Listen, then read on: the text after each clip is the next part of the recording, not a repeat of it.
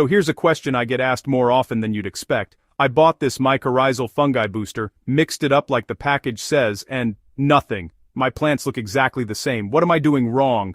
And 9 times out of 10, the answer isn't what they mixed, it's how they mixed it. Most people stir, some people shake, and then there are the people who blend, and those are the ones getting results that make you go, wait, what did you do differently?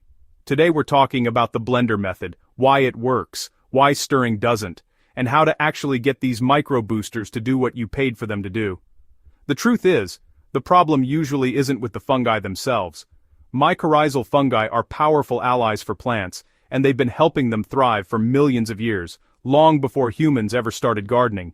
These microscopic organisms form intricate partnerships with plant roots, exchanging nutrients and water, and boosting plant health in ways we're only beginning to fully understand. So, if the fungi are so effective in nature, why aren't our garden boosters working as promised? The real issue often lies in how we apply them, not in the fungi themselves. Most of us simply mix the powder into water and pour it over the soil, hoping for instant results. It seems easy, but this method rarely delivers the magic we expect. The crucial detail is that mycorrhizal fungi need direct contact with plant roots to form their beneficial relationship.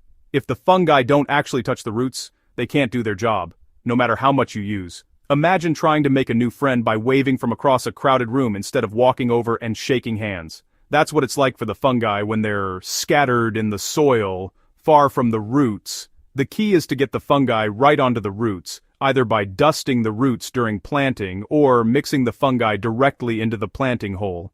This simple step can make all the difference. When you apply mycorrhizal fungi correctly, you'll see a dramatic difference.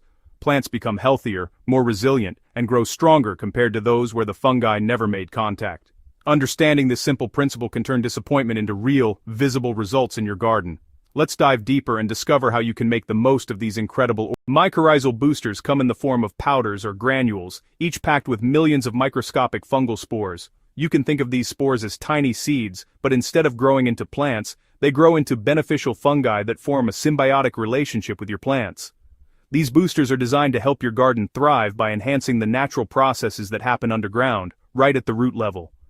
When you add a mycorrhizal inoculant, you're giving your plants a powerful ally that can make a real difference in their health and growth. For these spores to work their magic, they need direct contact with plant roots. Once they touch the roots, they germinate and send out thread-like structures called hyphae. These hyphae weave through the soil, creating a vast underground network that acts like an extension of the plant's root system, bringing in water and nutrients that would otherwise be out of reach. But here's the catch. If the spores land even just an inch away from a root, they won't activate.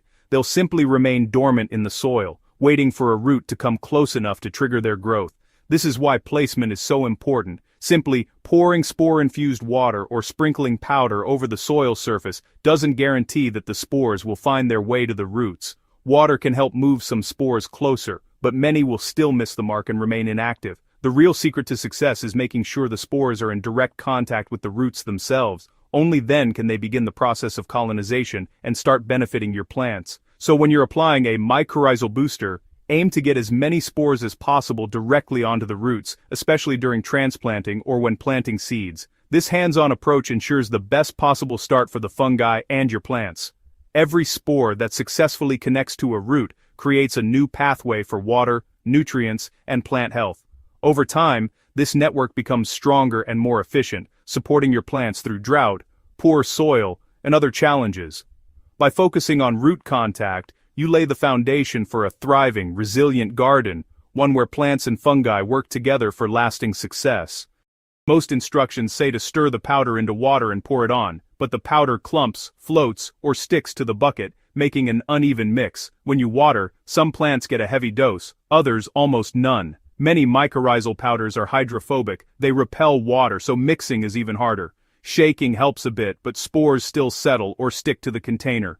The result? Patchy coverage and inconsistent results. Some roots get lucky, most miss out. That's why you see one plant thrive while its neighbor struggles. Stirring and shaking just aren't enough for even distribution. We need a better way. Enter the blender method. A game changer. A blender's fast blades break up clumps and suspend spores evenly in water. Every drop of the mixture now contains spores, so every root gets a fair shot. It's like using a paint shaker instead of stirring by hand. Uniform and reliable. Pouring this blended mix ensures even coverage across the root zone. No more guessing or hoping for the best. This small tweak transforms your results. Let's see how to do it right. Step-by-step guide to using the blender method for perfect results every time. This simple process ensures your plants get the most from beneficial mycorrhizal fungi, helping them thrive from the roots up. Start with any basic blender. No need for anything fancy. Just make sure to dedicate it to garden use only, since you'll be mixing soil-friendly ingredients. An old blender works perfectly for this purpose. Begin by adding water to the blender first. Then, measure out the recommended amount of mycorrhizal powder and add it in. This order helps the powder dissolve evenly and prevents clumping, making sure every drop is packed with beneficial spores. Always use cool or room temperature water, never hot. Hot water can damage the delicate spores, reducing their effectiveness. Cool water keeps them alive and ready to colonize your plant roots. Blend the mixture on low speed for about 15 to 30 seconds. The goal is to gently mix the ingredients, not pulverize them. Overblending can break apart the spores, so keep it gentle and brief. Once blended, use the mixture right away. Don't let it sit, or the spores may settle at the bottom and lose their potency. Immediate use ensures the spores are evenly distributed and active.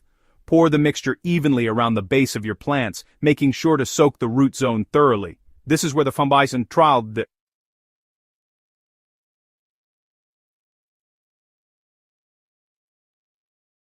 will form their beneficial partnership with your plants. Be patient. Don't expect overnight miracles. Mycorrhizal fungi take several weeks to establish their underground network, gradually improving your plant's health and resilience over time.